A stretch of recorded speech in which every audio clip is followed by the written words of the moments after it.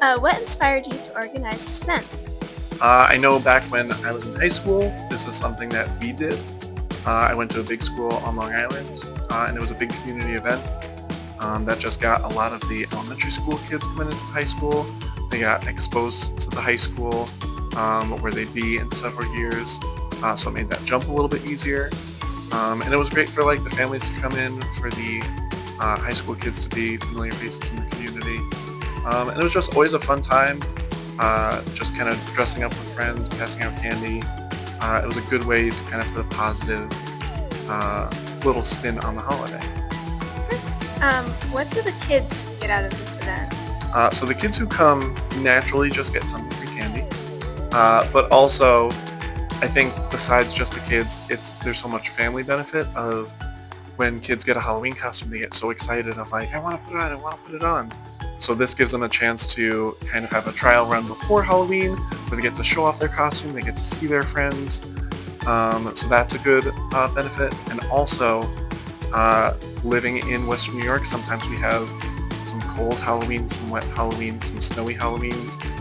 This is a good way to make sure that everyone gets to experience the holiday, no matter what weather we're dealing with. It is all indoors. They get to show off their costumes in a safe place. They don't have to wear raincoats over them. So it's just a nice time to kind of celebrate, see what the kids were dressing up as, make sure they get candy so they don't get snowed out next week and miss out on all the candy. So yeah. What do the volunteers get out of this? The volunteers, a lot of them do get community service hours, which is great. That is a big benefit of having this event.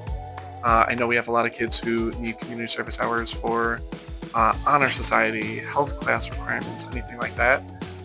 So it is 3.5 hours of community service, which does help them meet a lot of those requirements early on, so they don't have to scramble at the end of the year to get them. Also, it's a nice, easy way for them to hang out with their friends. They get to get creative with their doors. I do prizes for best door decorations, best individual costume, best group costume. So we get to see the high schoolers' creativity. We get to see them engage with the younger students of Akron, and really kind of see them in a different context where it's not just in the classroom.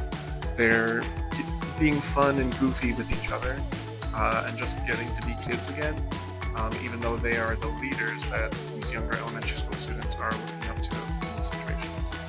All right, perfect. Thank you. Thank you.